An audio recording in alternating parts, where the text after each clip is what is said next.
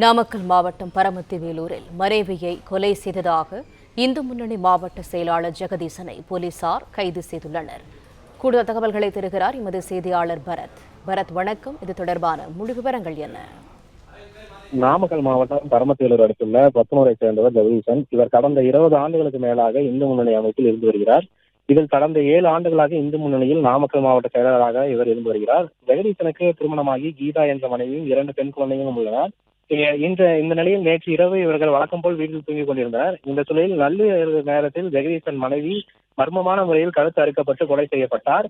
ஜெகதீசனுக்கும் வெட்டு காயங்கள் ஏற்பட்டு நாமக்கல் அரசு கல்லூரி மருத்துவமனைக்கு சிகிச்சைக்காக அனுப்பி வைக்கப்பட்டார். மேலும் இந்த சம்பவம் குறித்து தகவல் அறிந்து வந்த பரமத்தி வேலூர் போலீசார் கைநகை நிபுணர்கள் மற்றும் மோப்பநாய் உதவியுடன் தீவிர விசாரணையானது மேற்கொண்டனர். மேலும் சம்பவ இடத்தில் நாமக்கல் மாவட்ட காவல் கண்காணிப்பாளர் ராஜேஷ் கண்ணா நேரில் ஆய்வு செய்தும் விசாரணை மேற்கொண்டார். இந்த போலீசார் மேற்கொண்ட முதற்கட்ட விசாரணையில் நள்ளிரவு நேரத்தில் வீட்டை கதவில் தட்டிய மர்ம நபர்கள் தனது மனைவியை அரிவாளால் வெட்டியதாகவும் அதனை தடுக்க முயன்ற போது தனக்கும் வெட்டுக்காயம் ஏற்பட்டதாகவும் ஜெகதீசன் போலீசார் தரப்பில் தெரிவித்திருந்தார்.